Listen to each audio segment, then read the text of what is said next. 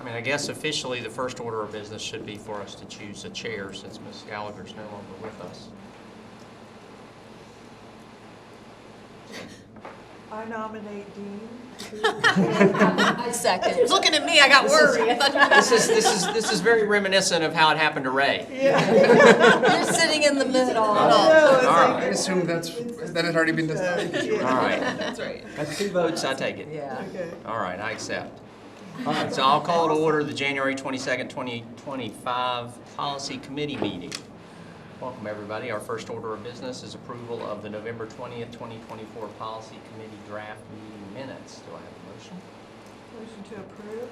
Second, I watched it, so I feel like I'm voting. Oh, for okay. it. All right. All those in favor? And that's unanimous. Thank you very much.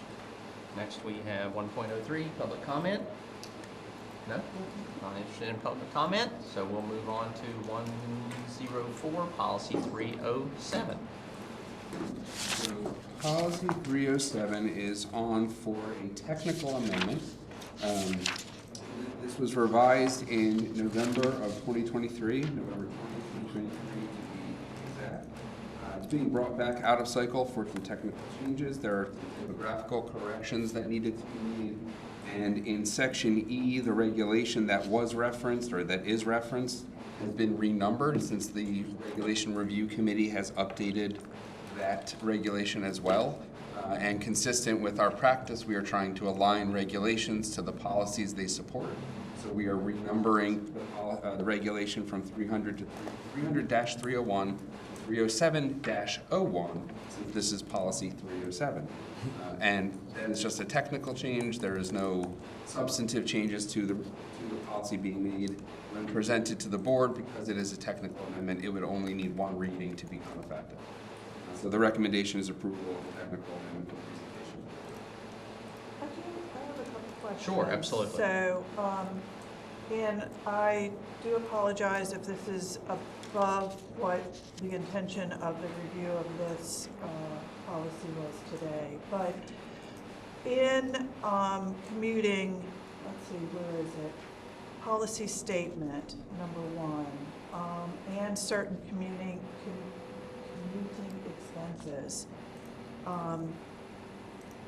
When you look at the regulation in Section B, I'm wondering if we should align a definition with this so that it aligns with the regulation.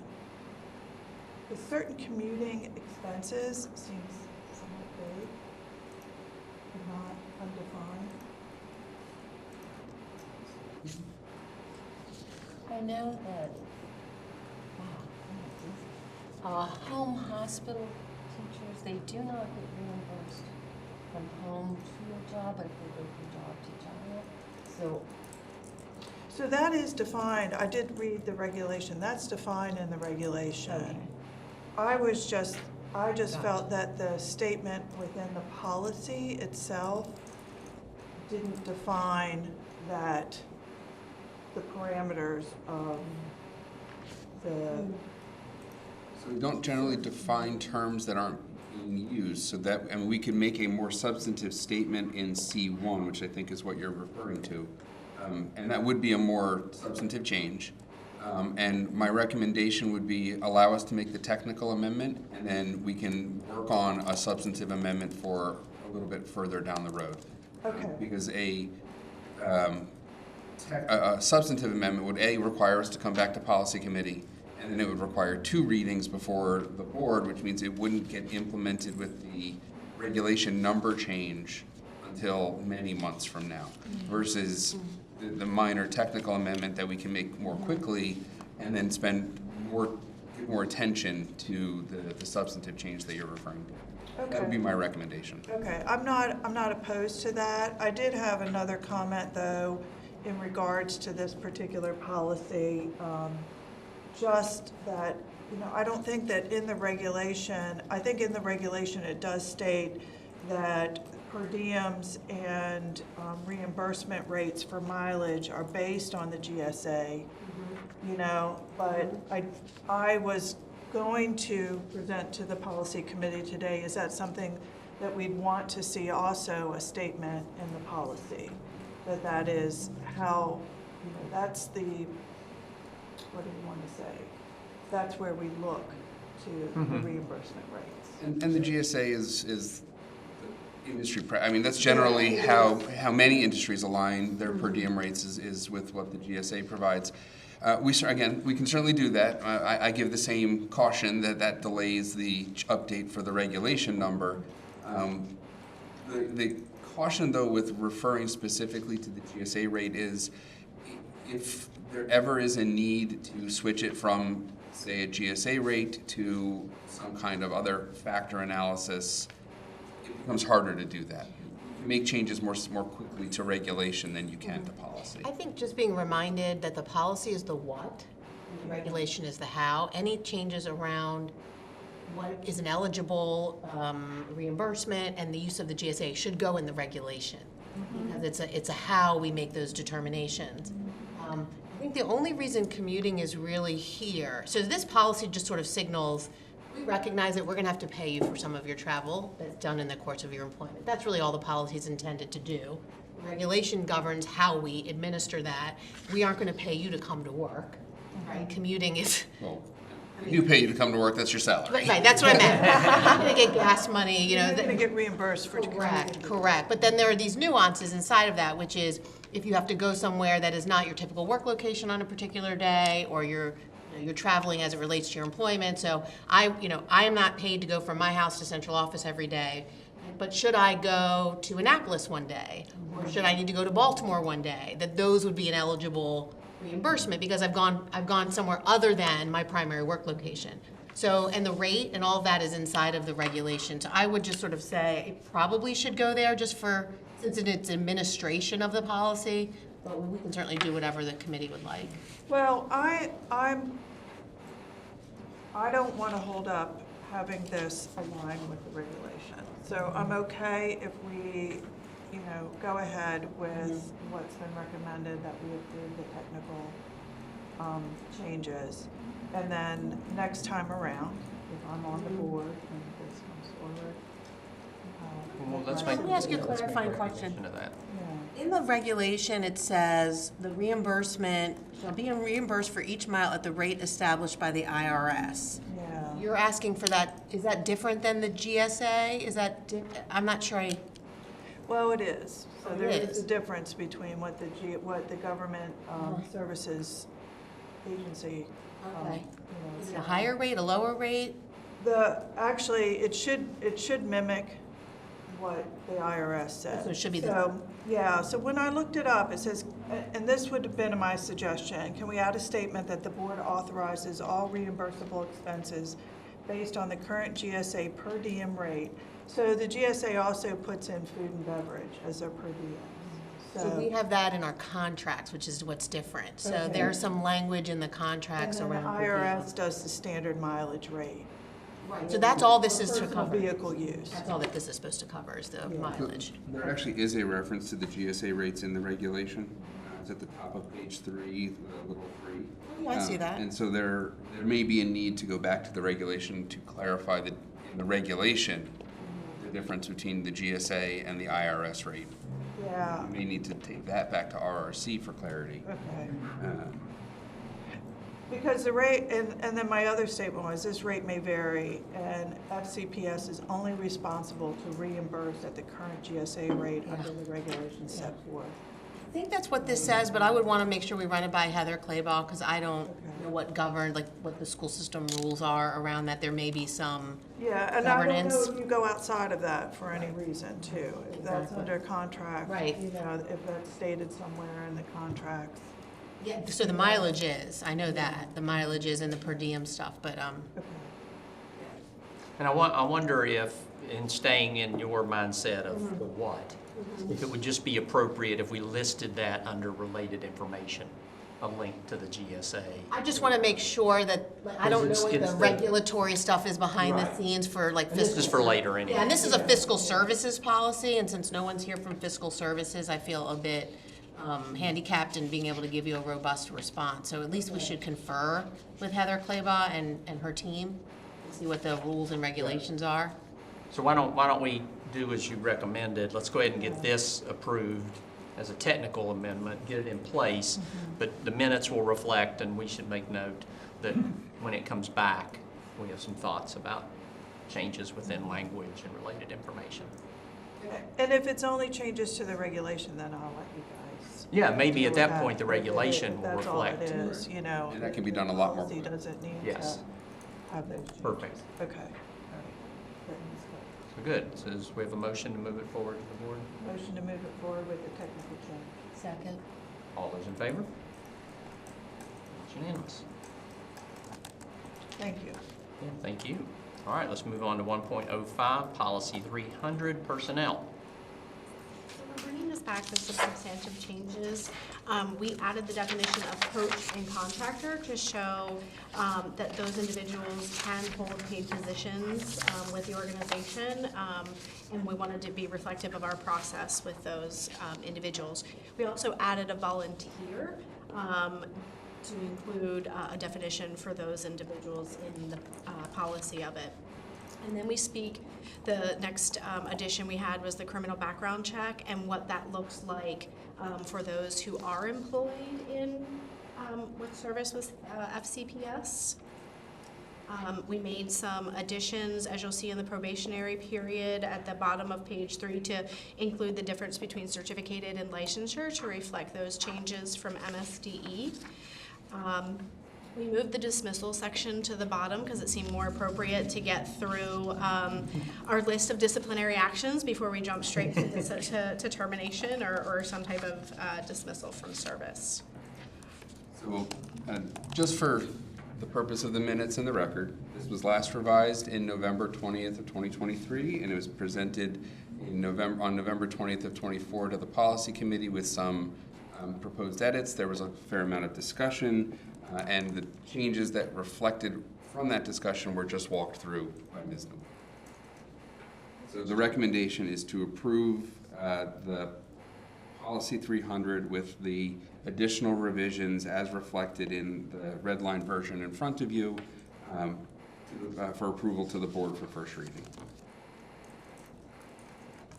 Any questions? No, actually, I went back to make sure that we captured everything. What we talked about. Yeah, and it seems to I be. know, I As a wa- newbie, any questions? Well, no, because being on PSTA, as I say, I watched it. I know you discussed this a lot. I knew you'd have a lot to say about coach, and volunteer was very pertinent. I was a volunteer 2 years ago when my granddaughter was in 5th grade and learned that process. But being on PSTEP, Professional Standards and Teacher Education Board, very familiar with license. I've been on there, this is my 4th year, I think. We worked on that, the committee worked on that for 7 years. Wow. Before it actually, and I've been waiting for it to show up, you know, that was a year ago. So when we put it out for publication, and then it goes through a whole huge process after that. So it's an interesting commission, but to finally see it showing up in language is also very interesting. I do have a question. Are we amending the board policy 3119? Today is coming forward. 3119 will be on for first reading this evening. Yeah, but is that number changing? Well, is that 39? That's not 314, is it? Isn't it? What is that policy? 319 is our non-employee unit. Oh, yeah, So yeah, that's we're tonight. changing AMT. AMT to Yeah. non-employee. Yeah, that's Well, tonight. title. That's the title, not the title. Correct. Yeah, that's the title, thank you. Yes. So we'll have to change that, right? Oh, in this, you're saying it's referenced in this? Yeah. It's down, sorry, it took me a second. Sorry, that was Yeah. my Policy, yeah. Yes, Good catch. we will have to make that as a technical amendment. Technical amendment. But that Is is, that in first reading, though? yeah, we can do that at first, as part of the first reading. Yep. Thank you for catching that. We've tried to catch them everywhere. Yeah.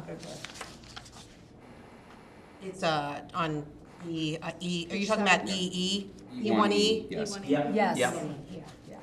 Oh, no, I'll have to- Okay. Yeah. E1E. Actually, yeah.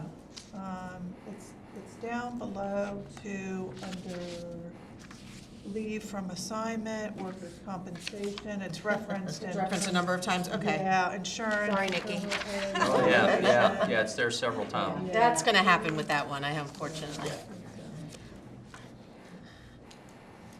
Search and replace. There you go, yeah. First reading, right? Yep, first reading. Okay. So we have a motion to move it forward to first reading with the identified Make a changes. motion to move it to first reading with the identified technical changes. Second? All those in favor? That's unanimous. All right, now 1.06, Policy 208, Data Security.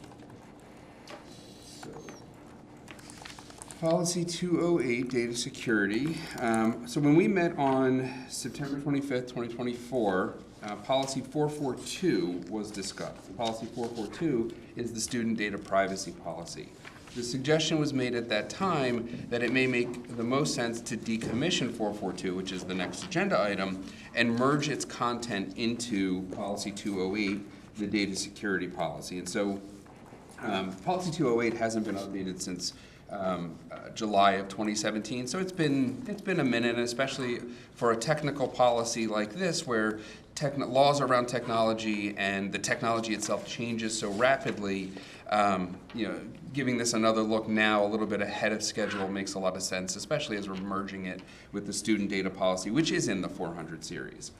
So the discussion of 442, which we had back in September, was to do more to incorporate the Local Cybersecurity Act of 2021 and 2022, focus on data security and privacy protection, add more references to Maryland law, and ensure compliance with the Maryland Department of Information Technology standards. So what you will see here is, I think, an intermediate draft. This is not a final draft. We acknowledge and know that there is more work to be done on this. We have merged into the policy purpose the student data privacy piece, so it's reflected. We've added and updated some definitions, and we know there are more definitions we want to incorporate. Definitions like confidential information, personal identifying information. We know we need to incorporate definitions into that, into this. But we have started that process of creating the definitions that will govern in this policy. Within the policy statement, we have relocated the references to the WISP, the Written Information Security Program, into the implementation, and added a second policy statement to reflect the student data portion of the policy. In the implementation, it's really geared towards directing the superintendent to create regulations. This is another place where we know we need to do some more work to incorporate more of the Local Cybersecurity Act and more of the student data protection guidance that the board wants to make to the superintendent with respect to what goes into the regulations. And so the recommendation is to have some conversation about what you see here, but to bring this back for a future meeting, likely in March. Okay. And Mr. Gardner has joined us at the table since he is our subject matter expert on all things IT. All right. I think it's very relevant considering it's kind of on the top of mind with our recent breach of one of our partners. It's on the top of mind in our community. Right. So I appreciate this coming forward now. And any comments, Well, questions? I would say technology moves rapidly. I wouldn't agree that the law keeps up with it, but the law does change rapidly for sure, but not as fast sometimes as it needs to. Yesterday, just by chance, I was sitting with Elijah Steele, having a little bit of lunch at Oakdale High School, and a student from there talking to Dr. Lebo about some difficulties that students have since the change of not being able to use their own device. And so Dr. Lebo would probably be able to fill you in much better, but the one student, Emily, she said they can't even vote for the new student member from their computers, from their Chromebooks. And so I don't know what the issue is there. So that was interesting, but then there's also, and I think Dr. Lebo thought of a workaround for them, but there are a number of students, I don't know when these kids sleep. This young lady was on mock trial, student government, worked, and doing an internship with the city of Frederick. I mean, I don't know when she sleeps, so she wants to do other things when she's done with her work, and they can't because of the block. So anyway, and apparently there's a subset of students that have legitimate things they need to work on.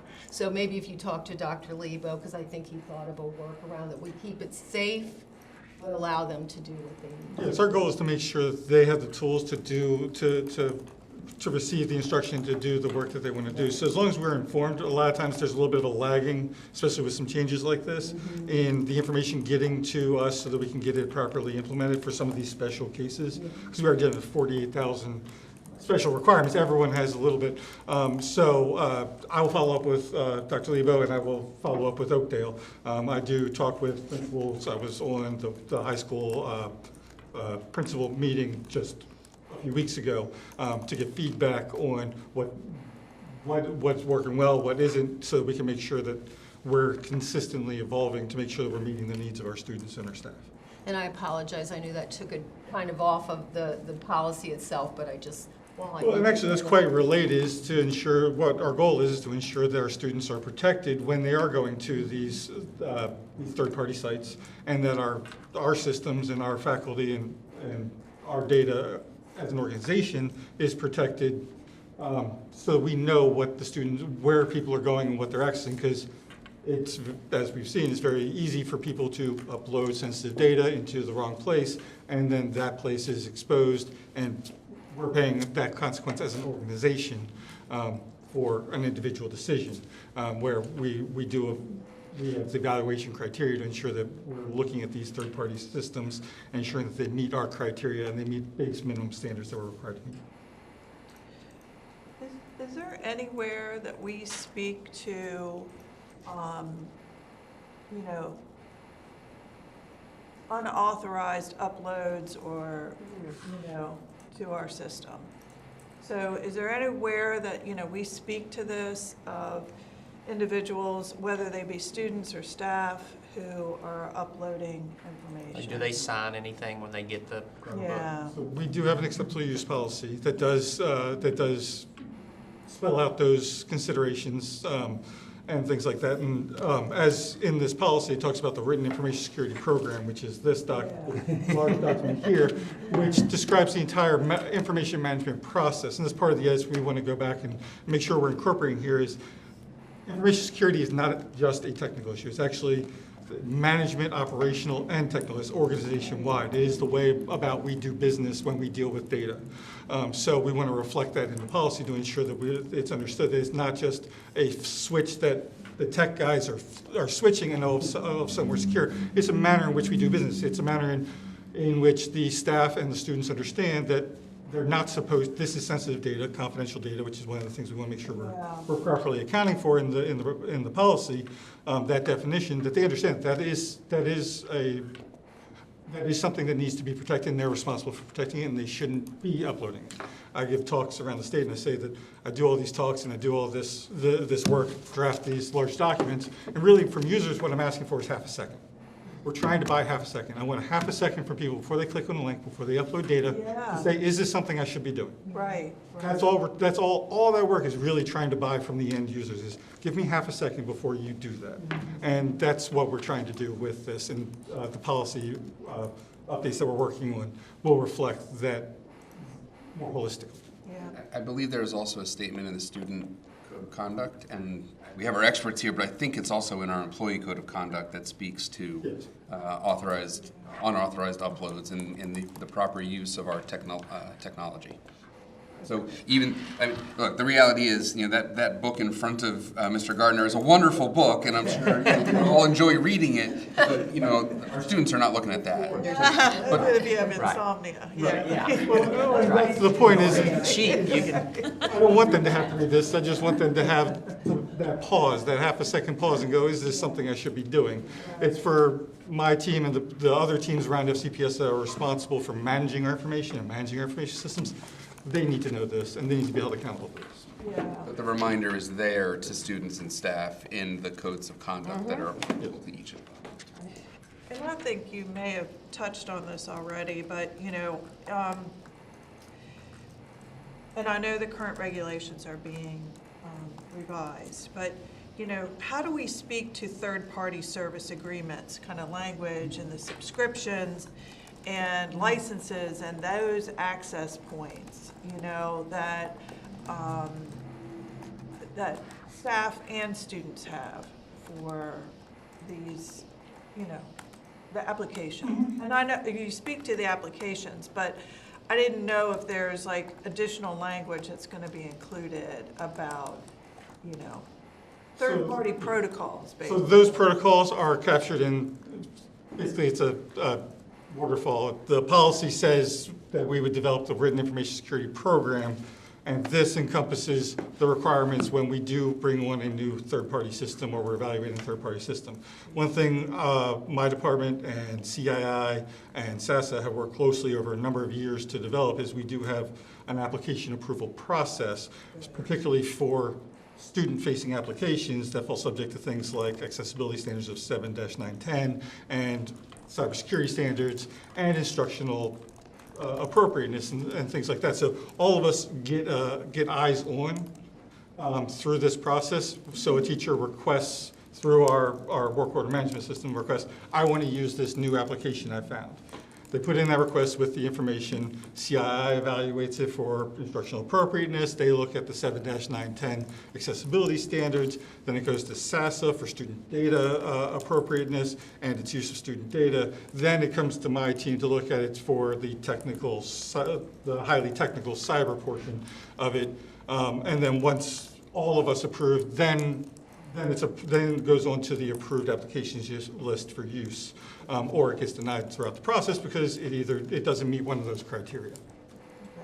And any contract we enter into, if we're purchasing software, it goes, the contract routing process has a requirement that it gets DTI approval. So Mr. Gardner has to sign off to confirm that all of that he just discussed has been done. And then my office also looks at it. So even though we're not even though we're not technical IT experts, we do have an eye towards what are acceptable risks and standards for data collection in these documents. And we do from time to time push back and say, no, we need you to change this language. We're not going to let you do this.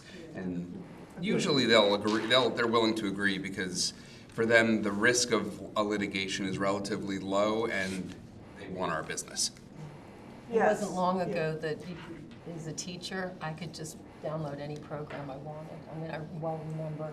And then the last few years, I've been retired now 6.5 years, so even the last few years I was working, it was like, nope, it's for each. It's got to go through the approval process. Yeah. We've tried to make it as streamlined as possible, but there is, any implementation of security inherently makes things a little bit more difficult. So we've worked very hard to try and balance the need for security and evaluation and all that with the needs of the teachers and the needs of our schools. So that way, it's a work in progress. We're always looking for improvement. We're looking for continuous process improvement, that feedback, and we try and incorporate that. We did that a lot with the website unblock process, where we incorporated a lot of feedback.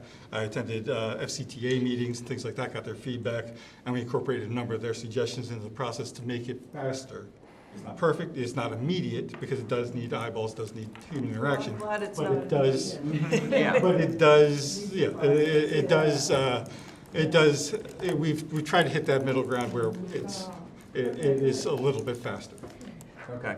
That's good. I appreciate that information. I know, in my workplace that there are different levels of understanding of, with technology. So it's good that you have a tiered process, that there's different evaluations going on. So, yeah. that's Part of my goal is to make sure that teachers can focus on being teachers and not have to worry about a lot of this. And I'm not a teacher, so I don't. That's not something that I can speak to. So I try and get their feedback, but we try and take some of that burden off them so they can focus on what they're here to do. Thank you. Sure, go ahead. One other question. As I was reading through, I was not sure why conflict, under E, related information, conflict of interest and employee ethics. And I think I understand, but I wasn't quite sure why that was in there. Does that have to do with like, what do they call it? If you Use of technology? misuse, okay. So for example, tell me if I've got this wrong, Mr. Gardner, but, people who might use their work email to do things that are not work-related, That's where I was. that governs that, or whether it be a solicitation using your email of a colleague, or, it's all benign, I'm sure, sort of generally speaking, but it's sort of a reminder that, we given you these devices and these technology tools to perform your job. And it's not to suggest Mr. Gardner and his team run around and say, oh my gosh, you were checking your personal email today. It's not to that extent, but it's the misuse of the technology to do things that are not within the scope of what's appropriate. Intellectual property, that was what I was trying to think. Yeah, I no. saw that related. You can use your device to create, to do things, yeah. As long as it's for your teaching job. Yeah, and that's where I thought, but I just thought I'd ask. So would that also cover, an employee soliciting, not soliciting, but an employee putting forth a third-party, software application and them getting a kickback?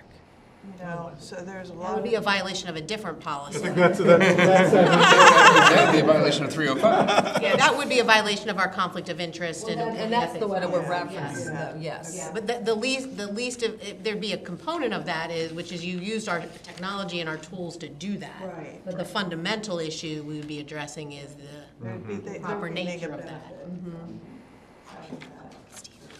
Okay.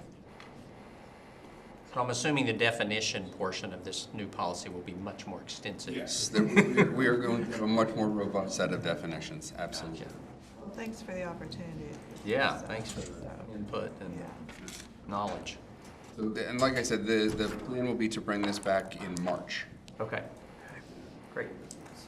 All right, thank you. So moving along. So 1.07, 442, data privacy.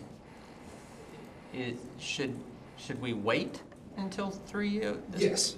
I mean, this one. Mission that? This was presented also on, as we said before, on September 25th.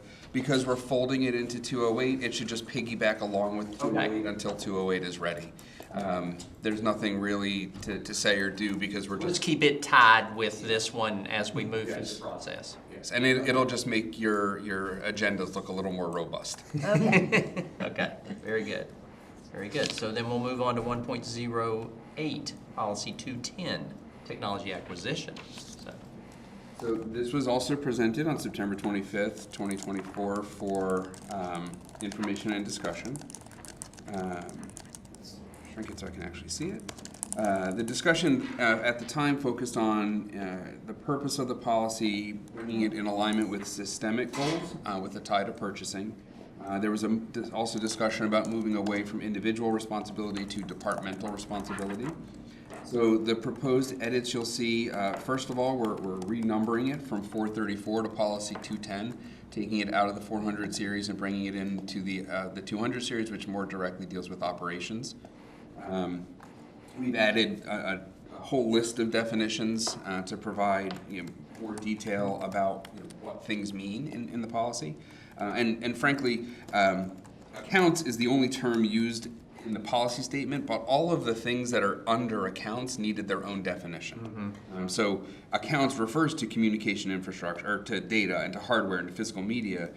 We needed to make sure that was what those terms meant were clear. So we are defining terms that are in our definitions. The policy statement is restated to align with this notion of a systemic acquisition process. We had deleted references to the specific schools and departments and instead moved towards a superintendent's regulation directing how technology acquisition will be conducted in accordance with the policy. And we have all of our related information to provide information and guidance. Okay, I have a question. sure. Go ahead. In policy statement, what is the public fisc? That's the money that you all spend that comes from taxpayer dollars. All the public, I've never heard, and I looked it up, and I couldn't. looked it up I was too. gonna ask, like, Fisk.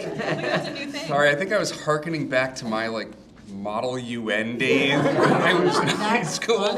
well, Showing off. that might need to be defined because it's like, and I looked at the old one, it was like, I don't know. It's in the policy statement. Oh, in the policy statement, okay. Yeah, I Third thought, I line. marked it as a Yeah. spell. a spelling. No, it is not a spelling act mistake. Like- That is Well, I correct. did the same thing, I looked it up, and I was like, Yeah. oh. The public fisc is the taxpayers' dollars. Okay. So since we've all had to look that up, is it appropriate to put it in definitions? Or we can change the word. Just and change it. Change public fisc to something. I don't know, we've educated all of us, so it's like, went from a typo to something that it actually is.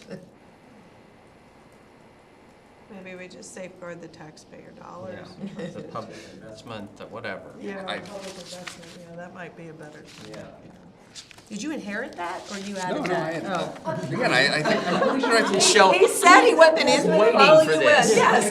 pull that back from when I was in Model UN or. That's a 50-cent word, that is a. testing this is what he was doing, he was testing him. Did you really read policy? That's right, yes, it's But we what do all they call it, passed. breadcrumb? Yeah, maybe we could just change that to the public investment entrusted to it. Layman. Yes. Yes. Anything else? It certainly I don't have anything for this, other than that, Question. that little statement there. So this was first reading as well? So this is, the recommendation is to approve this for presentation to the board for first reading. Yes. Okay. Do we have a motion? I'll move that we pass it along for first reading. All those in favor? And it's unanimous. All right. And now we're on to 1.09, policy 409. Thank you so much, appreciate you helping us out. I don't think we're doing this one. No. Oh, we're We're not. skipping this one, aren't We're we? not, and let me take just a minute of time to talk about it. So when, back in August, we met and we talked about policy 409, we talked about policy 420, and creating a new policy for communicable diseases as a system-wide policy as opposed to a section of one of these policies. The plan was originally to present them at a meeting in December. That's actually what we said in our meeting in August, except for we don't have a December meeting. So we kicked it to the January schedule. When we were working to prepare the documents for presentation to the board last week or 2 weeks ago, we came to the conclusion that more work was needed to be done. And unlike 208, which we felt was in a place where it was ready to at least share the intermediate step, we felt these were not ready for even sharing as an intermediary step. So we pulled 409, 420, and I think the new one is 119, communicable diseases. We pulled those from the agenda so we can do some more work on them. The agenda had been drafted, and for whatever reason, 409 did not get deleted. That's why it remained on the public agenda. So apologies for not having anything up there on that, having it on there in the first place when it should have come down. It is we have just bumped it to the February meeting, so we're hoping to have all three of those policies ready for February. Okay. We'll move on to 1.09, policy 401, school calendar. So, Dr. Loris Phillips was going to come today. So They have they have an emergency at one of the schools, and so he's in the emergency operations center. HVAC, heating. Oh, Oh. That good. would be an That emergency. would be an emergency. Yeah, Yeah. student related in There's the, a power, Edison Power Yeah. has a power outage that's affecting one of our schools. Yeah. So while he would like to be here for the conversation about school calendar and family community partnership, because those are two policies that are under public affairs, he obviously needs to be dealing with the emergency center. So We'll pinch it for him. we'll pinch it. We'll take some really good notes, and we'll take back any feedback that you have. So policy 401, school calendar.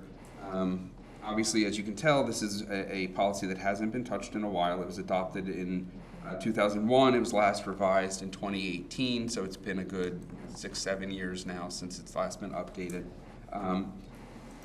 We're here to hear what your interests are. I can say that there are some things that we know we need to add, like Juneteenth needs to be added. We need to update and make sure we are in alignment with state law and COMAR, and obviously we will make sure those edits are made. There's another update that Like all federal holidays have to be added. Yeah. There's another one, though, we thought about. school is dismissed early, I think is another section that we've been talking about interning. What about professional days and, That's in the negotiated agreement. yeah, but I mean, do we want to speak to that as that is, you know, when we sit in the calendar committee, we have to take that into consideration and the development of the calendar. So I Yeah. don't know if that needs to be, you know, that. In the policy statement or the purpose, it would be important to signal sort of the variety of factors that are included in that conversation, which are commitments to our How the employee. calendar committee might work, Yeah, that's a great idea. okay?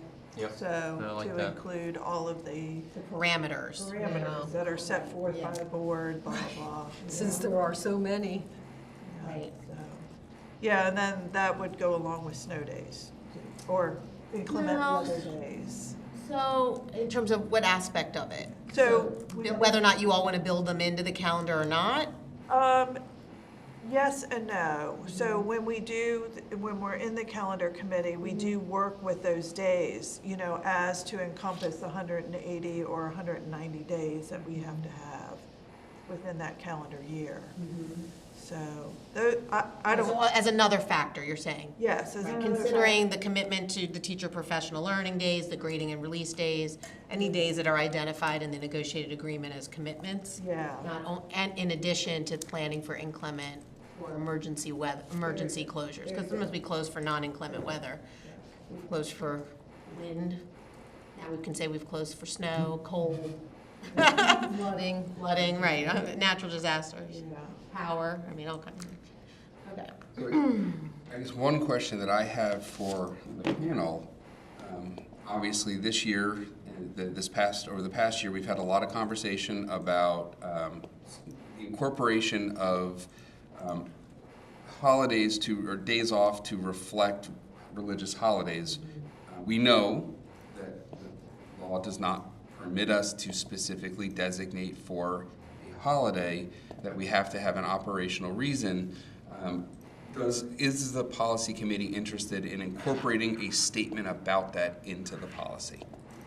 I mean, it's law, so we have to do it regardless, right? I think it's beneficial, but. I would agree. I would agree. I would agree. I Yeah. thought it was in there. Yeah, I'm surprised it hasn't been in there. I was gonna ask, I know that the first reference to COMAR is length of school year. I didn't get a chance to check the second one if it references that, but I think it would be important for us to not only maybe mention it so the public actually sees it, but also then in our source documents, it's linked to it.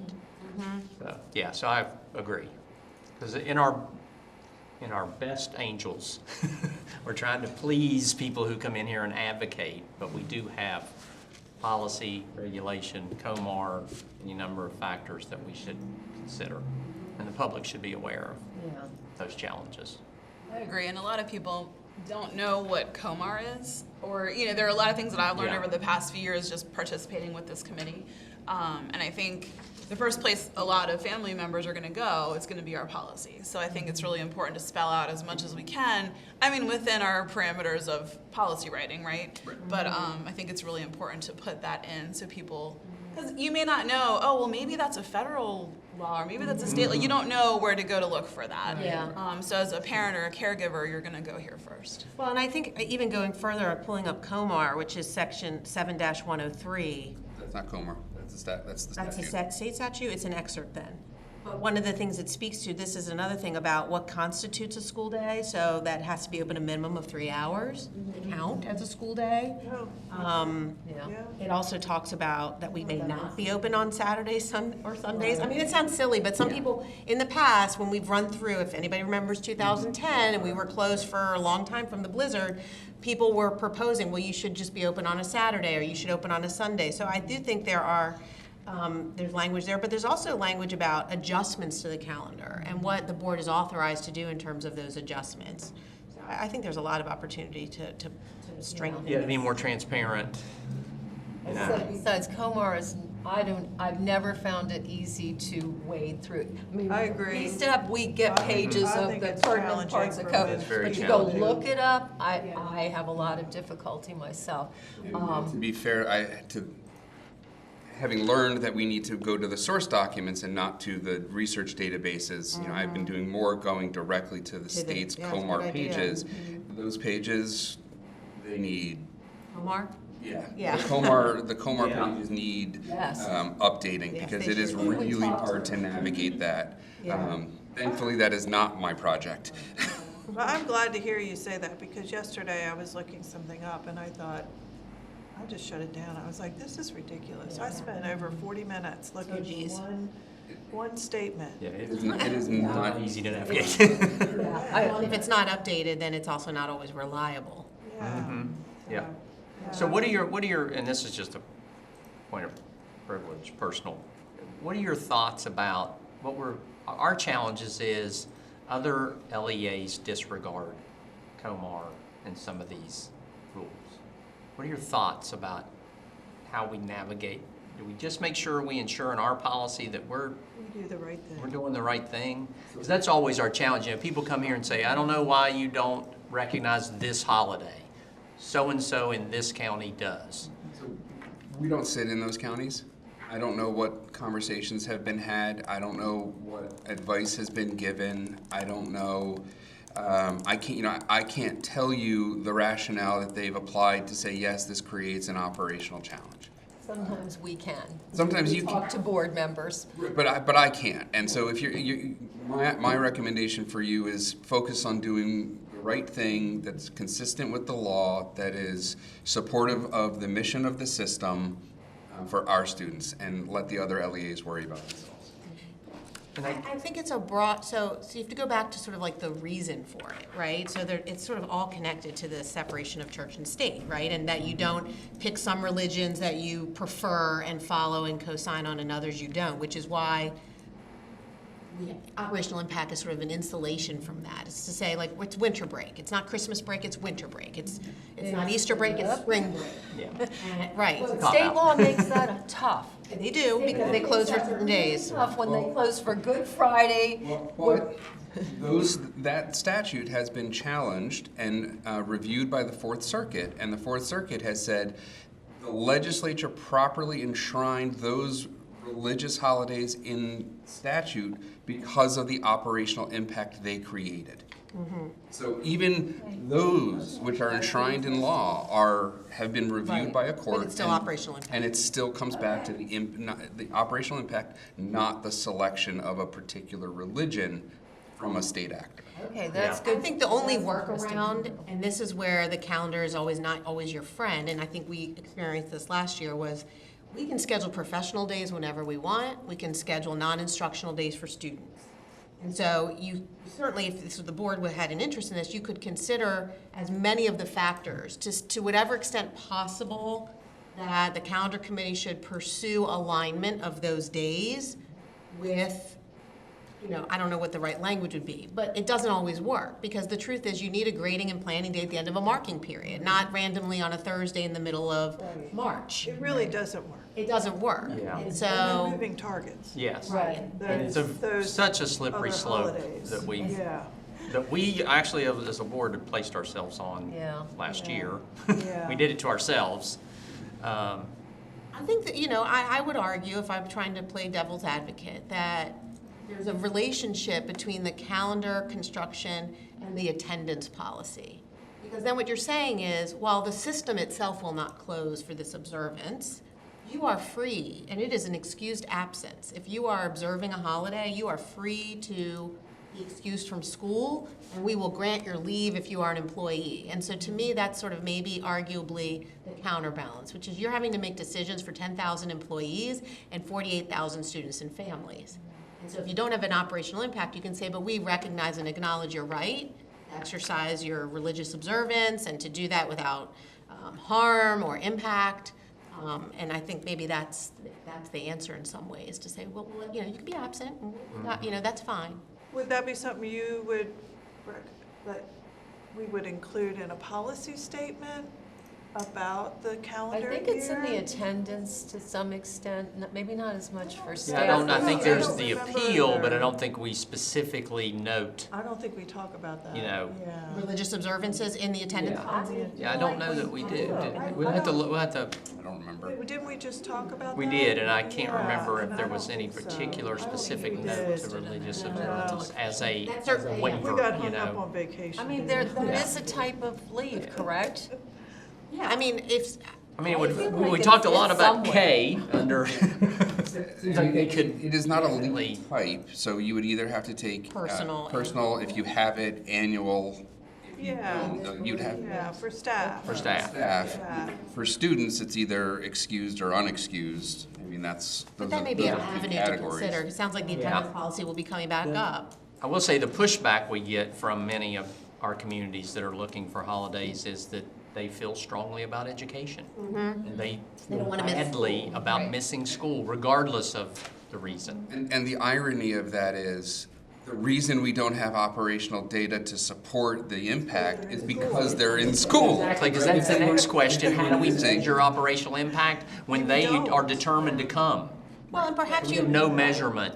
And we don't ask people to tell us what their, Why they're- to identify their religious Right. beliefs or their religious choice, so we don't have, a demographic checkbox that we can look to. It is a challenging question of how you measure it without looking at attendance data. I mean, if you were to sort of adopt the idea that even without that, there may not be operational impact that would be significant enough to drive the closure of the system, I would say that when you make something like that an excused absence or a leave opportunity, you are signaling your support and commitment of it in a different way. I guess the question is the calendar the only way to do that? I would argue perhaps not. I love that thinking, that Yeah, that could be I- And it's something excused, more which means- specific about it in our attendance policy, that it's, Yeah. And I would say then what that does when you make it an excused absence is any assessment. I mean, I think what happens is the downstream effect of that is a teacher's not going to plan for a test on that day. They're not going to plan for a big assignment on that day. And I would say that in my prior experience, that was actually explicitly noted, that teachers could not administer assessments or other high-stakes grading opportunities on religious observances that were impacting students and staff. So there might be some opportunities inside of that policy to sort of give something that is a recognition, but yeah, so then they feel more comfortable taking that day, because they know that. teachers would be required to provide work because it's an excused absence. You have the opportunity to make up work within a certain amount of time. Are we able to excuse those absences? We can make Just like you that, can make vacations unexcused. we can make that determination, huh? Yeah. Okay. Okay, Observance of a religious holiday, and thank you, Ms. Chesney, she just messaged me, is part of the definition in policy 430 for a lawful absence. Already there. So it is. Already Hold there. on, because I so swore, we just as need a to, we just need teacher, to I emphasize swore that. Okay. Yes. In the attendance. It is in the attendance policy as part of our definition for lawful absence. So Okay. then, would that then trigger in regulation that teachers would not have? We'd have to, I'm trying to think what's the companion regulation to the attendance policy? There's an attendance regulation? There should be one, Should. Huh? 498. 498? 400-98, 400-98. but it will be renumbered to 430-01, Okay. 498, you said? 400. 400-98. 400-98. 98. I love our numbering. We're working on that. Getting caffeinated, I 100 can dash. talk. Right. So let's see. Oh, that's only for student attendance. Right, yes. Right. So if That's you're what we're asking about talking about. employees, I'll have to go back and look at the negotiated agreement. My suspicion is that there's already language there that governs this, but I'll have to go and I take a feel quick like we peek. talked about that in the calendar committee meetings, and it was stated that that was time that could be taken by a teacher. Yeah. But says again, you're not monitoring and you're not asking a teacher why they're taking that day off. Because they're using leave anyway, Well, right? Because they're It's using not a- leave. Actually, I'm looking at the teacher contract, Here's the and it says, it goes even further. It says, upon request, a teacher may receive accommodation to use an additional day of paid leave for religious observance not covered by the school calendar. There was some. Beyond this one day, personal leave days consistent with so what they're basically saying is, the board, we donate a day of leave for the purposes of observing a religion that isn't a part of the calendar. So that's actually in the negotiated agreement already. Okay. And attendance, the employee attendance there's a regulation for that as well. It's regulation 300-04. And in the categories of leave described in the procedure section, one of them is leave due to religious observance. And we have that in, And that is a fresh, new regulation, brand new, just adopted in November. So that's a change we have added, or an enhancement we've added. Do we want to reference that? And we can, if we're going to make a reference in the. This is just our initial discussion to As get the ball our- rolling as on this, as one right? of our source documents or whatever. interestingly, and I'll have to talk to Mr. Thornburg about this to go a little bit deeper. I referenced the teacher's negotiated agreement, that's what it says there about the additional day. FCASA, which is the administrator and supervisory unit, says that there are leave days, and, because they have, again, 12-month, they have more robust leave options. None of them use all of them. Right. Leave days can be used for the observance of a recognized religious holiday of the employee's faith that are not scheduled as holidays by the board. So, again, nobody's asking, why are you taking off? But certainly, if someone submitted for leave and it was denied, and the person said, but I'm requesting this to observe my holiday, supervisor would need to be approving that. So that's that one. But I cannot find language in the face agreement. So I just need to look a little bit more closely.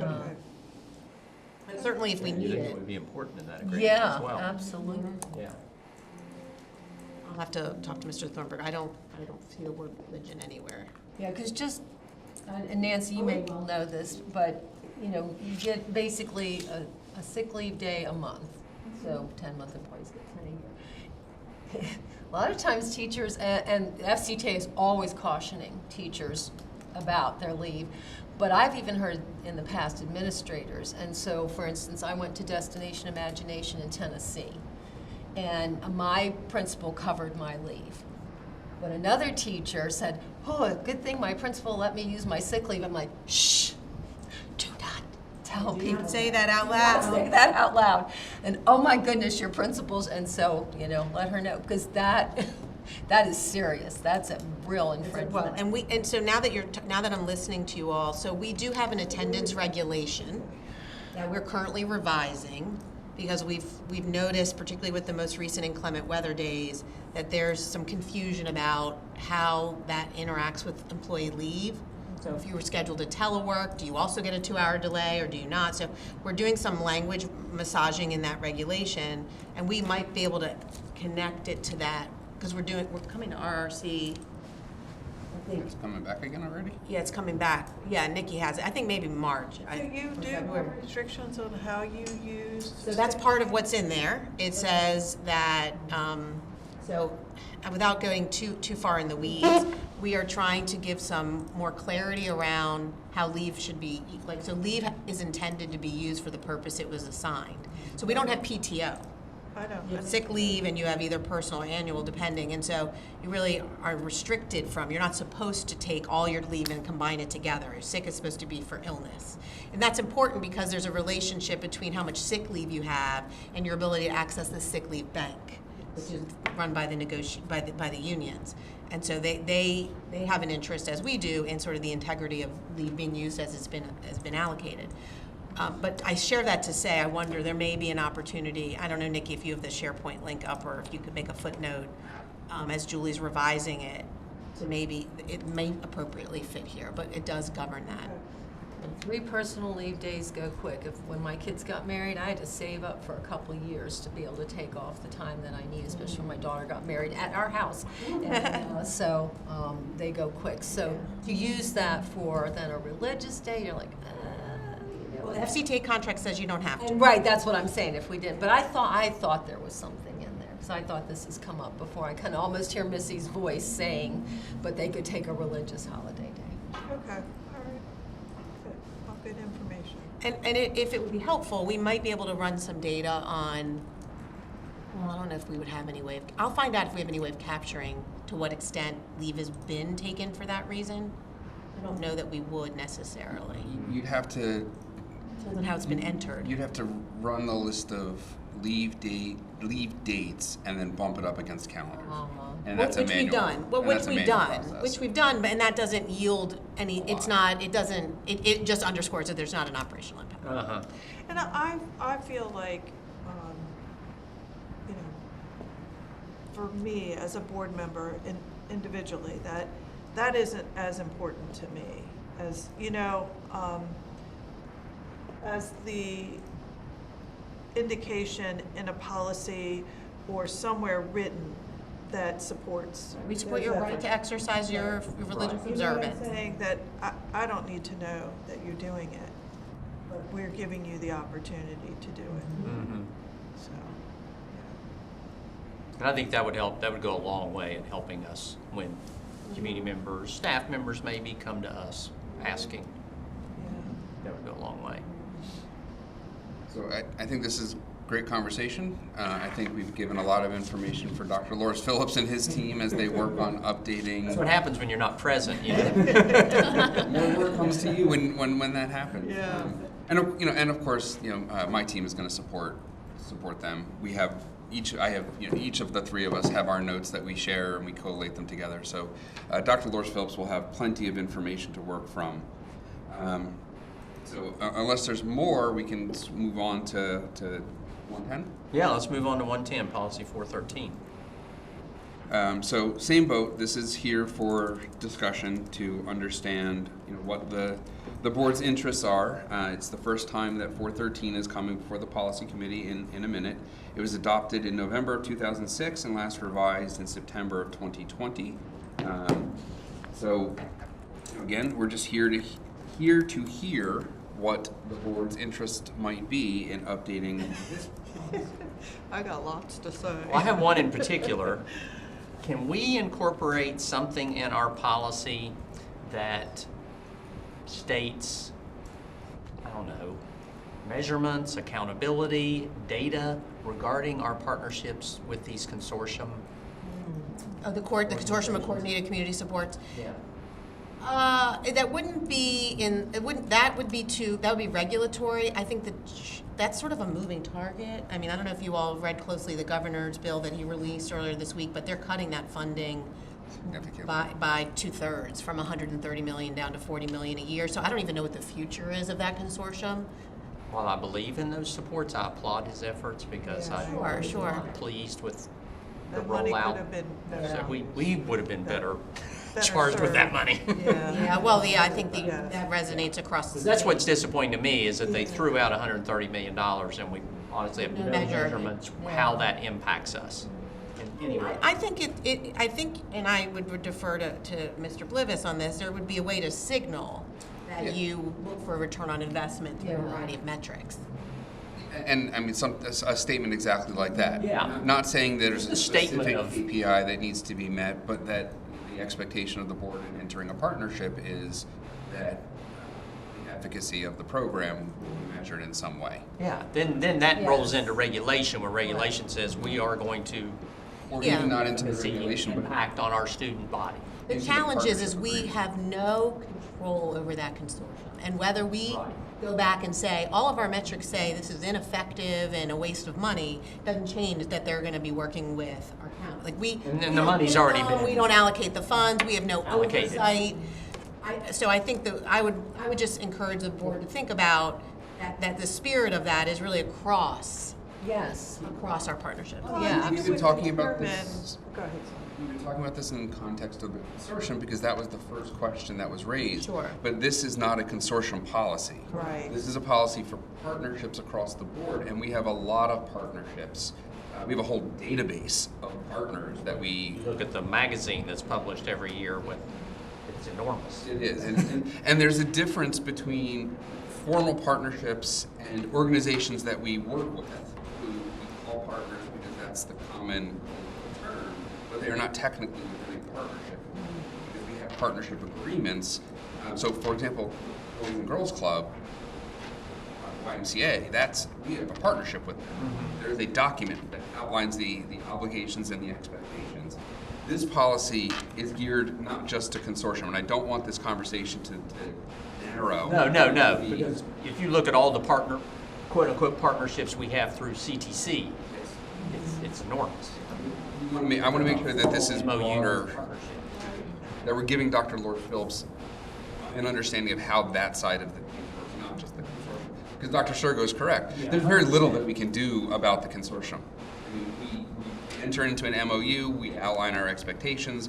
A lot of that is set by the terms of the grant, and there is a lot of change. Right, right, yeah. Go ahead. I would like to say, I would like to recommend that we add definitions for Oh, yeah. student, family, partnership, community, volunteers, all of those entities that encompass what we're talking about when it comes to the family community.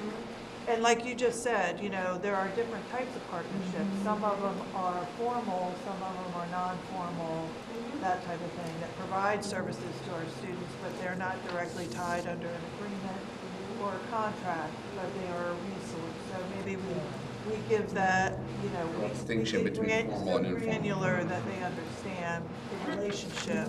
And I think one of the things that, you know, Tiana Hale is the manager over this body work, Phillips, is sort of, just because you want to work with our students doesn't entitle you to it. Right, and so, and we, you know, there is a vetting process. And so, you know, I think anybody who works with children thinks that they should be a part of the system. So there has to be a process by which we evaluate the merits, the benefits, and the introduction of that partnership. And maybe we have a statement that speaks to that about, under maybe the purpose of a partnership, of engaging. I had some language that I pulled from, so apparently there was I'm not sure, but when I Googled it, it came up, and there was across Maryland counties, some kind of research that was done to look at these types of policies. Which I thought, oh, that's really interesting. So there was some good language out there that I thought, and under our policy statement, so I tweaked this a bit with language. The board supports the development of parent and family involvement programs and services that are comprehensive and linked to student learning and based on, but not limited to, national standards for family-school partnerships. FCPS staff will collaborate with families to build strong family-school partnerships. And then there's essential components. So I said the following essential elements shall be promoted to support and align with FCPS strategic plan, which is welcoming all parents, guardians, and families, communicating effectively, supporting student success, speaking up for every child, sharing responsibility, collaborating with the community, blah, blah. Those are the elements, the components of why we engage the community. Fortunately, this is a recorded meeting, so I don't have to try and transcribe. I think she's got it in writing And I have anyway. it typed up, I could send it Share it, to yeah, you, that'd be yeah. And then I did do kind of for the purpose, and this speaks to what we just were indicating, the policy establishes the framework and responsibilities for the implementation of strategies to increase the level of effective, authentic family and community engagement through FCPS. And that FCPS supports the development of a goal-oriented, comprehensive implementation of school and district-wide family, student, and community, repetitive word in here, so. Community engagement practices that support the academic achievement of all students and improvement of schools in addition to meeting local, state, and federal mandates. So, Good anchors. so. Those are really good, and I mean, luckily, I think, And I didn't I just tweaked it. I mean, we've got MSDE, we've got we've got so many Yeah. places that we can also borrow. PTAs, I think, I was is gonna say, national standards. there's PTA national standards in there, and I was just gonna say, I would definitely look to see if those have been changed. PTA has gone through a lot of upheaval. It's interesting though, none of those other policies speak to PTA at Yeah. all. Yeah, isn't that interesting? Yeah, and then, because big PTA person here, but I was like, that's I know, because I interesting. looked for that- some language Yeah. that, that's important. And I will say, even at NSB, National School Board Association Conference, that there are PTA presented sessions, and so the standards have come up with that, so, but I would just definitely reference it, since it's there in the policy statement. What's our engagement like with CPAs? That's more of a non-formal than a So formal? Dr. Dyson and I have changed over the last 3 years. But we had we have a commitment and an open door to be meeting with the sort of Frederick County Council of PTA, which has a president. We met with the former president, Tracy, pretty consistently, I think maybe quarterly or twice a year. She's now a teacher assistant. That's right, I know, she's special education teacher. And now there's a different president, and so that we've had one touch point with them, but I mean, it's sort of they have the open access to the superintendent, but I wouldn't say it's That's just it. They have a seat on the RRC. a seat on the RRC, which is regulation review. I would say, it's not our responsibility to manage or lead the PTA, but I think they could definitely, there's room for them to have a more active presence. Well, we have a liaison, which Well, that's I what I was gonna was, and now Janie is, coming just from PTA. Right. Yeah, but I mean, do we speak to that in the policy at all, or is that something more, I don't know. I don't know if it's something we want to or not, I'm To just. some degree, you have to make sure we're drawing the distinction between policy and regulation. But, I mean, there is, if the board is interested in articulating its interest in maintaining a strong relationship with the PTA, or I can imagine a scenario where your interest would be to not have a strong relationship, but if that was the interest, then, whatever that interest is, there can be a statement that incorporates PTA to make it known that the board is, where the board's position is with respect to the PTA. But how the nature of that relationship kind of intertwines, I would leave that to any regulation. You could direct the superintendent. Interesting. You made me think about something that, I know I struggled with when I was a principal, which is PTA speaks to a certain type of parent. And not all parents want to be involved in PTA, Right. but all parents care about the success of their children. And so I would just, I don't want to say caution, but I would want to make sure that as the board defines this, that the language is very inclusive, that we recognize that parent involvement takes a variety of forms. We would want to cultivate all of them, whether it be the membership in the Parent-Teacher Association, whether it be as a regular volunteer, whether, frankly, for some families, is just, being available to support their child. And I think I would hope that we would sort of be mindful of all the different ways that parent engagement looks, and it doesn't necessarily look like a mainstream, you go to PTA meetings and you support PTA events. You can be an engaged and a supportive parent and do none of those things. So I just think that's something to be thoughtful, just to think about. Well, the other thing Do is, that in other places. Right. I think there are other policies and regulations where we speak to the importance of having parents involved in the education of their children. And maybe that's a question for, is the title even the correct title for this? Is this really a family partnership policy? Maybe that speaks to what Dr. Sergo is saying. Yeah, I didn't look at the titles of those. Family and community partnership. I didn't hear the word community a lot in what you were saying. What you Yeah. read, it was family, and family and community partners, I think, find vastly different.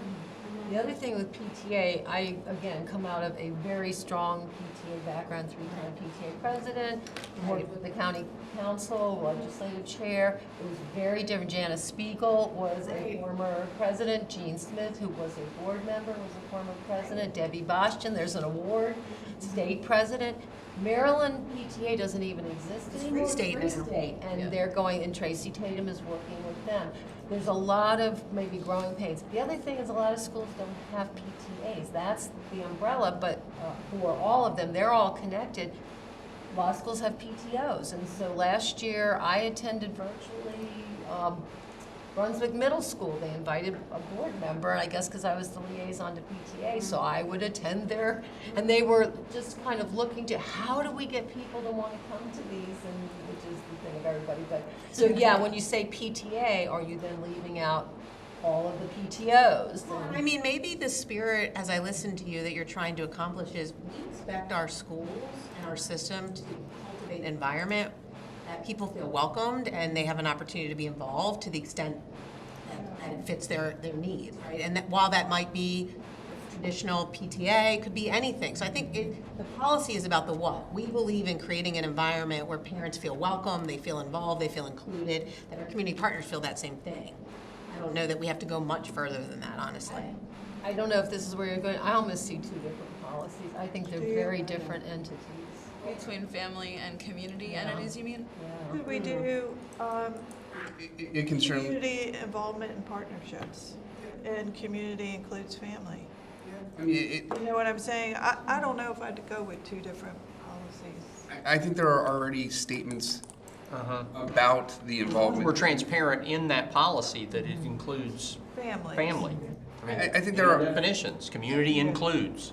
I'm not saying we have to change the policy title. I'm posing the question. I was posing the question of, is this the right title? Because if we're focusing on, partnerships with organizations, and with the organizations being the quote unquote community we're referring to, that's a very different look than the conversation about how do we partner with families and get families involved in their children's education, which I think is addressed elsewhere. So maybe that piece of things doesn't need to be here, but there needs to be a cross-reference to it. I don't know, and I think these are all things that Dr. Lors Phillips and his team will have to sort through, having the opportunity to review back the conversation we're having with what they present in March. I do support having some statement in there, though, that does talk about the board,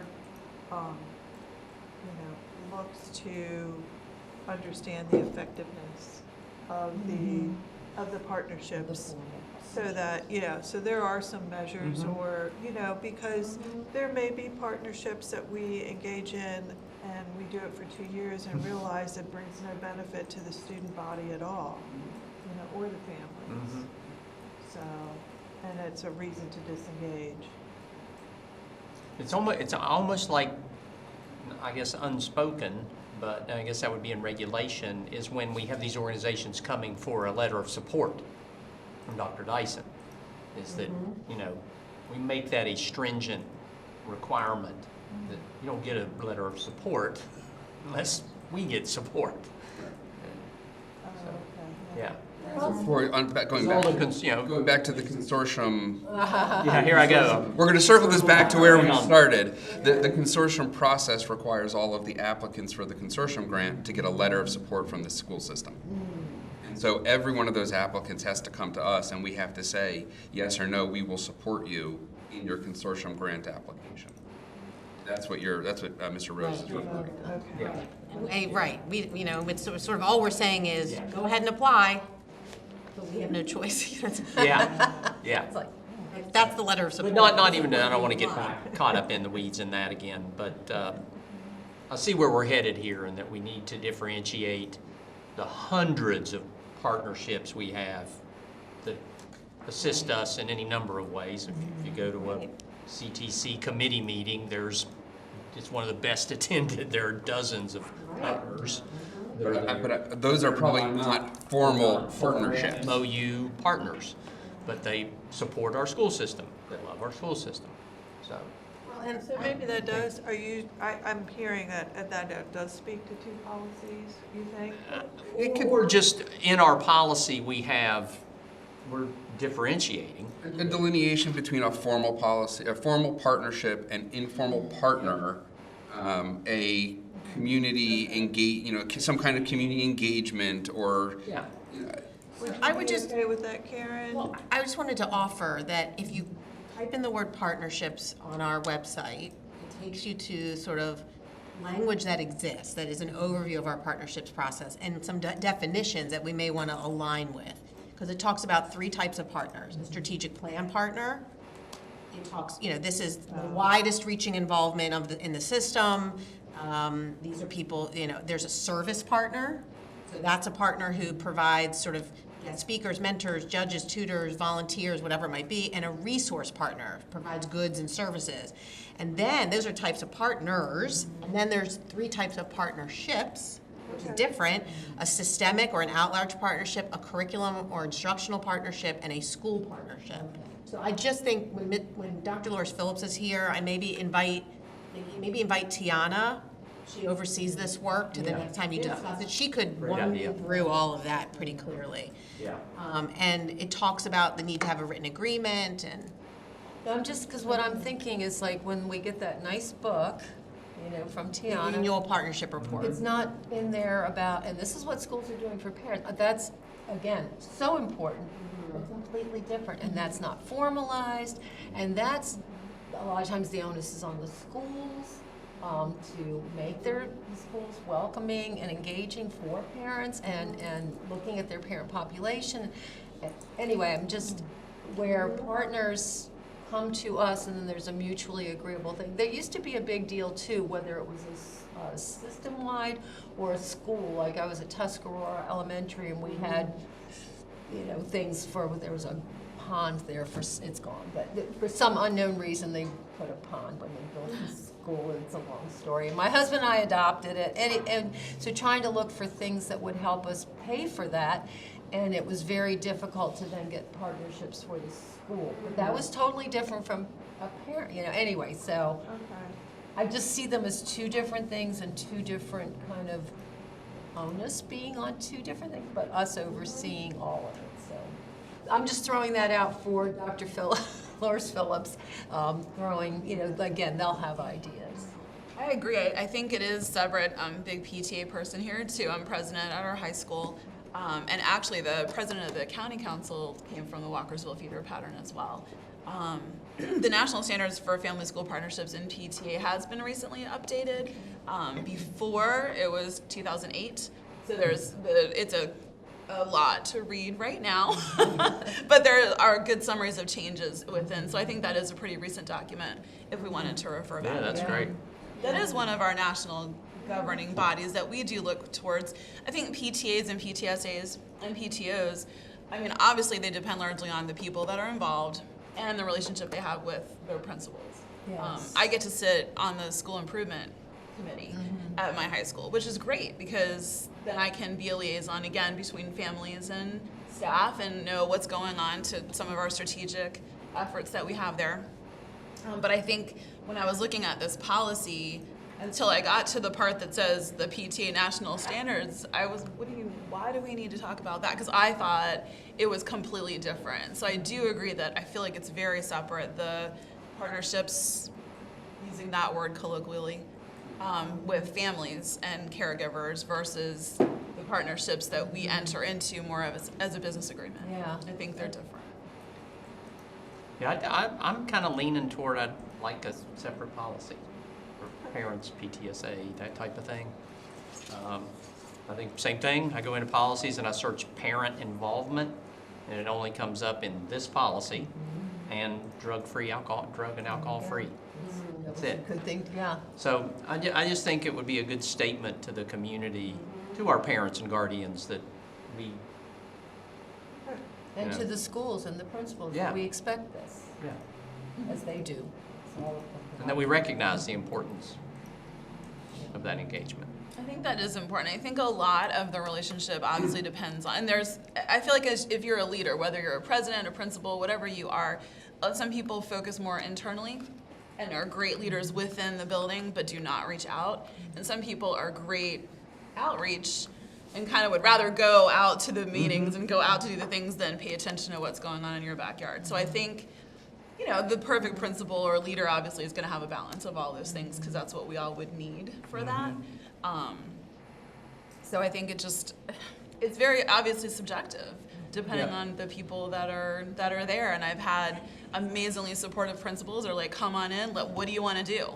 You know, come meet with me every month, let's talk about things. And then we've had others that, you know, like, oh, well, you can put on your social event, that's fine. Yeah. And, you know, like, so I feel like I'm very lucky to be where I am, and our principal is extremely engaging. She comes to all of our meetings.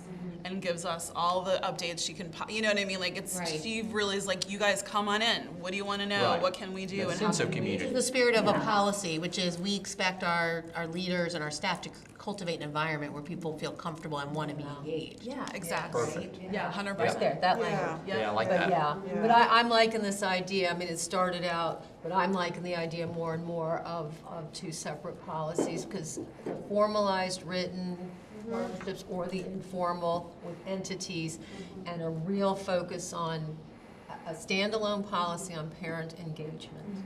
I think that sends a message. Beyond the, are there any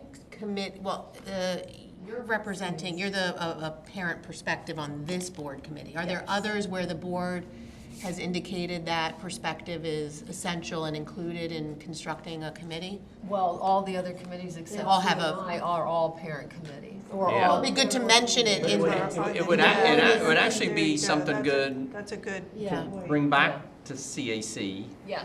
to make that a robust discussion.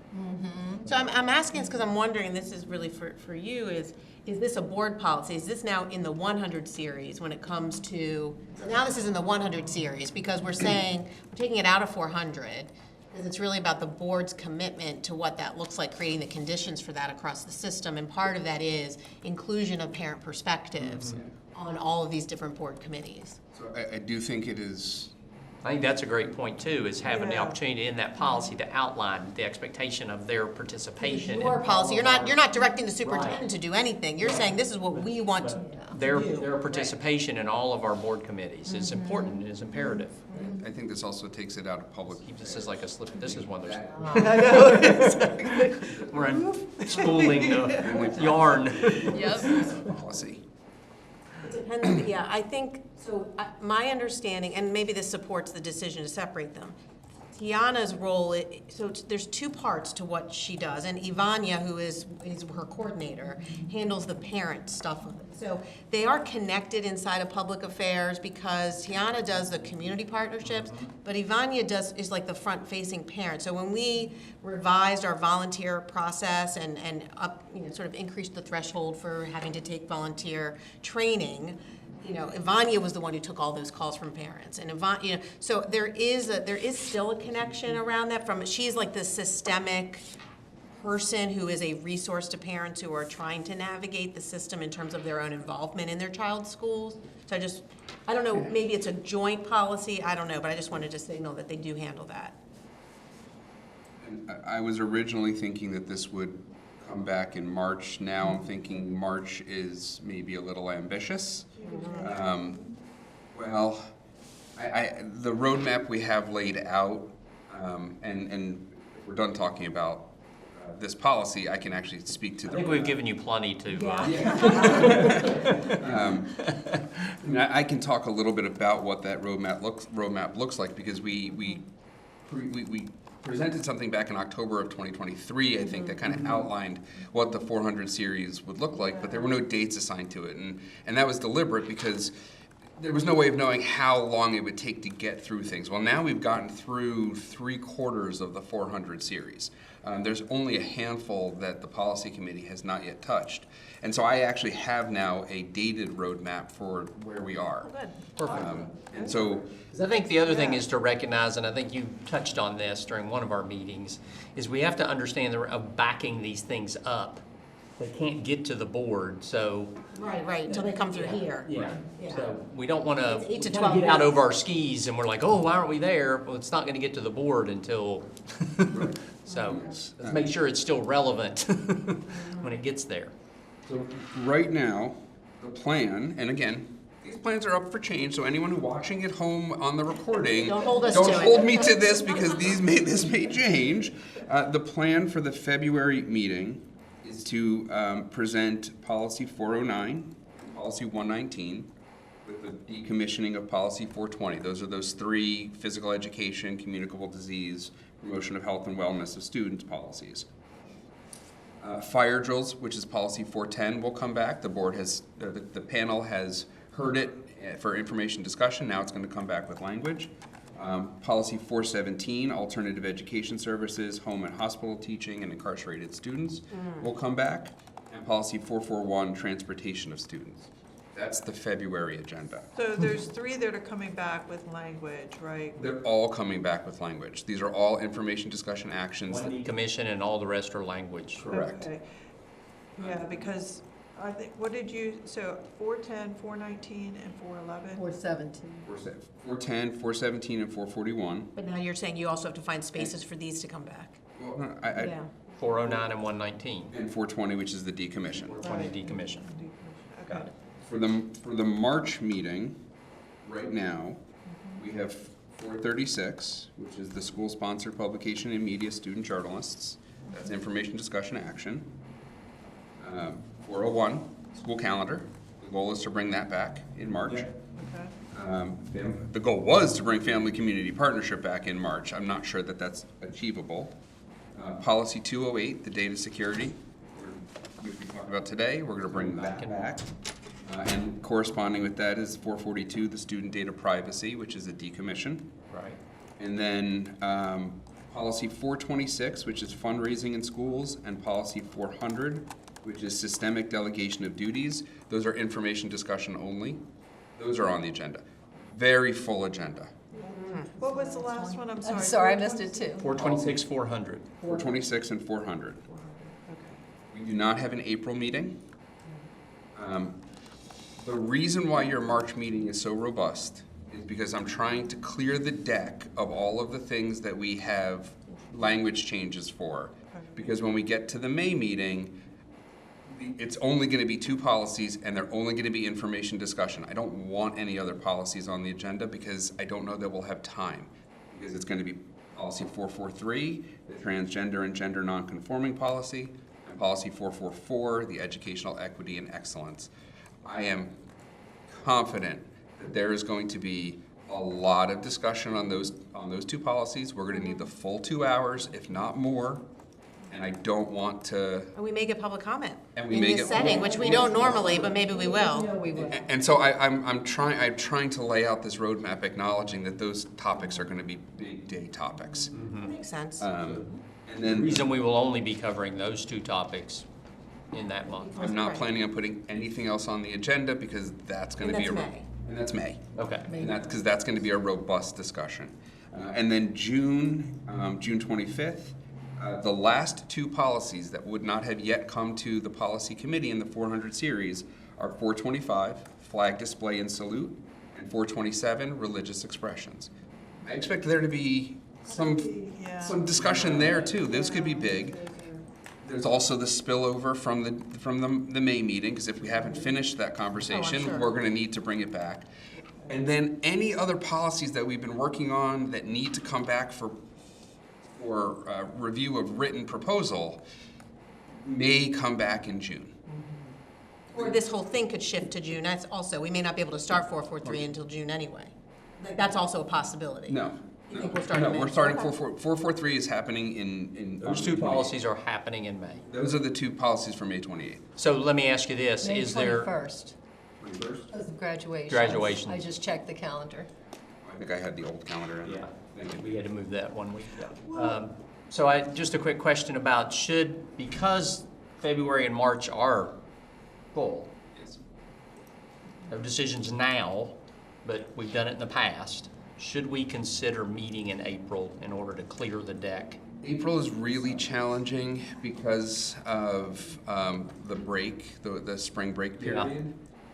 So it's really hard to. We only have 1 meeting, right? Only 1 meeting, correct. And Okay. And CNI meets before that, so. correct. So that's not to say it can't be done. It's not to say that we couldn't schedule a meeting for a I different. wasn't even, I time. was saying maybe once we get through the February one, we might have assess. more recognition or Yeah. vision that, ooh, maybe we could have a virtual meeting, or we could pick a date And of our own choosing.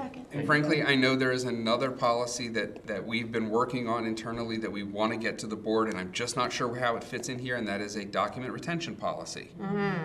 We know we need to get that out. We know we've been working on it. We've been working on that for what, 18 months now? We need Ms. it. Stephanie? We need it. You know, we've been working on it for a really long time to So get my a daughter policy. She's after. been graduated 20 years, but it all got taken care of. We need to get that on an agenda. I just don't know where it fits in given how robust February and March is, and the need for May and June to be devoted to what they're devoted to. I'm gonna be away in April, so I would say the 2nd. Look, let's Get through February, get to February, see how we see feel. if it's even Plan. necessary. I think it's a good plan. Yeah. And I don't think that there's a rush for this family-community partnership, you know? I think we have it we're doing a good stated in job. other areas. Kiana does a you great know, job. I think it's and one of just- the most classic example of a true policy, which is sort of a vision and commitment statement. It doesn't have to say a lot. It actually shouldn't say a lot. It Right. should be very open and just articulating the I board. like what you said, it just shows our vision and our commitment to the partnerships. Yes. So when we revised the policy development policy and we expanded the review period from 3 years to 6 years, I know there was a lot of concern about the time. We started the 400 series in October of last year. We will have made sure that policy committee has touched every one of the 400 series policies by the end of this fiscal year. That doesn't mean we'll be done with them. We obviously know that the policy committee will have more work to do on the 400 series when we start the next fiscal year, because the policies that are coming up in May and June, we won't even have started drafting revisions, because we're not going to touch that until we hear what the direction we get from the board will be. But we've accomplished a lot to get through that time frame, and I think that it took us 18 months to get to this point. We know it's going to be more time in the 400 series, and we'll start the 500 series, which is a much smaller set of policies. Right. It validates that the 6-year time frame is one we needed.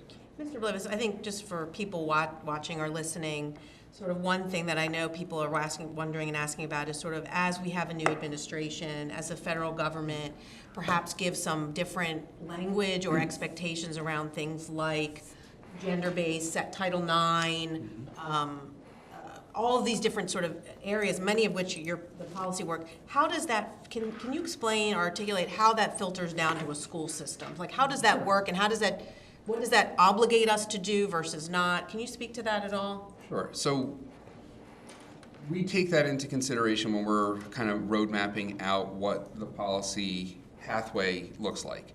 So we had on the agenda for first review to the board revisions to policy 116, which is the Title IX sexual harassment policy.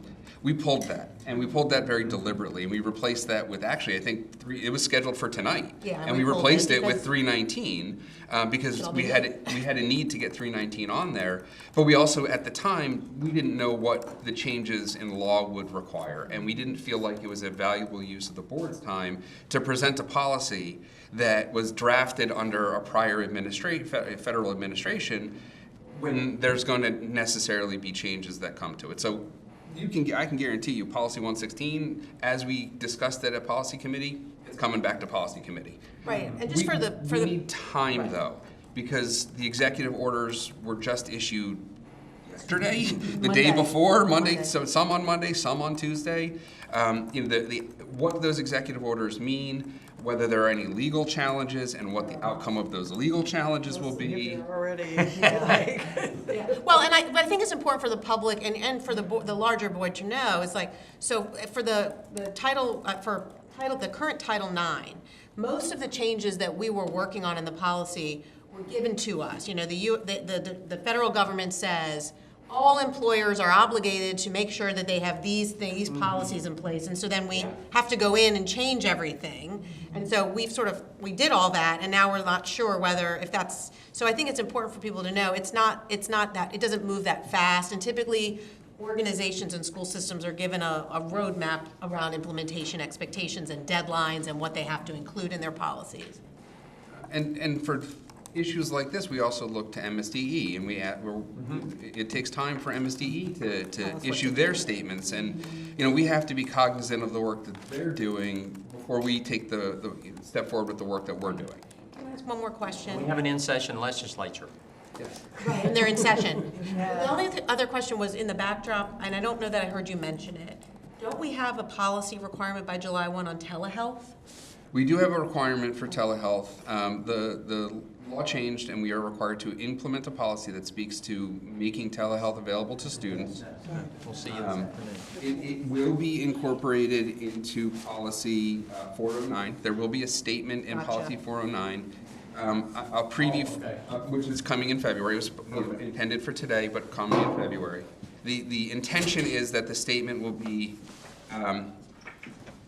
we acknowledge the law requires us to make telehealth appointments available for students. The superintendent is directed to implement a regulation to make that happen. That's not going to be the wording, because I can be a lot more artful when I have time to sit there with. Words like FISC. I can use words like Acronyms, all that kind of stuff. but there will be a statement in that policy that addresses the telehealth policy. But I think the bigger point that Dr. Sergo is making is that changes in the legislature also drive the Maryland legislature also drive the process that we go through in putting a policy in front of the board. Yeah, I think it's just there's a backdrop here people are wondering about, and we 100%. just I acknowledge. can hear keyboards clicking in Annapolis as we speak. So. And there has been a lot of public comment at the last several board meetings. When are we going to get to this policy or that policy? When are they going to come up? And the reality is it's hard to predict a timeline. And I did have an internal timeline. I didn't share it with the board, but I had these are my hopes and goals. And We kind of met your vision that you put out when we first rolled out that, is that we're looking at multiple, how they tie together, how long it's been since they were previously reviewed. There were a lot of factors there. And I think we've done a really good job of meeting that vision.